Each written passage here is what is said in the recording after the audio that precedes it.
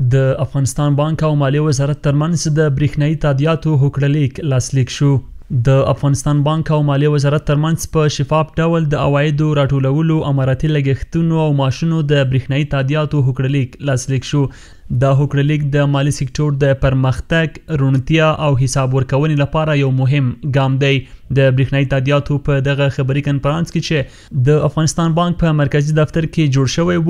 د دغه بانک لومړي مرستیال صدیق الله خالد دا چاره د هیواد د مالی او بانکي نظام د پرمختګ په برخه کې مهمه یاد کړه. نوموړي دغه راز زیاته کړه: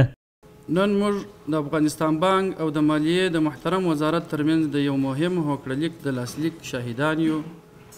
چې د افغانستان اسلامي امارت د رهبرۍ د سپارښتنو او احکامو په رڼا کې د عوایدو د شفاف راټولولو، امارتي لګښتونو او معاشونو د الکترونیکي تادیاتو لپاره مهم بنسټیز ګام بلل کیږي. دا هوکړه د هیواد د مالی سکتور د پرمختګ، روڼتیا، حساب ورکونې او د امارتي مالی پروسو د معیاري کولو لپاره یو ستر تحول دی. دا هوکړه د امیر المؤمنین حفظه الله تعالی د 14/1443 هجري قمري کال د 2001 شمېرې حکم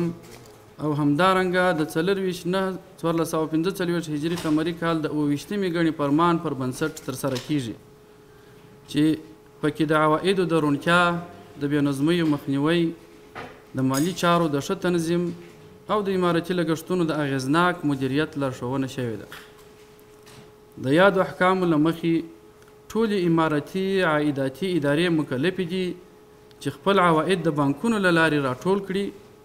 له خپل سري لګښت څخه ډډه وکړي او په مالي اجرااتو کې د روڼتیا اصل مراعات کړي. ښاغلي خالد زیاته کړه د افغانستان بانک په خپلو داخلي ظرفیتونو د تادیاتو سیستمونه له سره رغولي چې دا د مالي خپلواکۍ په لور یو مهم پرمختګ دی. د افغانستان بانک لومړي مرستیال وویل دغه هوکړه نه یوازې د عوایدو راټولولو، اماراتي لګښتونو او معاشونو د تادیاتو شفافیت زیاتوي، بلکې د مالي فساد مخنیوی، د حساب ورکونې کچه لوړولو، په بانکي خدماتو کې د پراختیا رامنځته کولو او د خصوصي سکتور لپاره اسانتیا هم تضمینوي چې په پایله کې د هیواد اقتصاد ثبات او مالی سیستم پیاوړی کوي. د یادونې وړ ده چې د سیستمونو نښلول او د الکترونیکي تادیاتو سیستم پلي کول به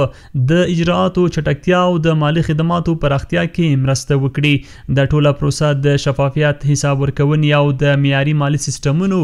د پیاوړتیا سبب ګرځي چې په مجموع کې د هیواد د اقتصادي ثبات او پرمختګ لپاره ستره ګټه ده.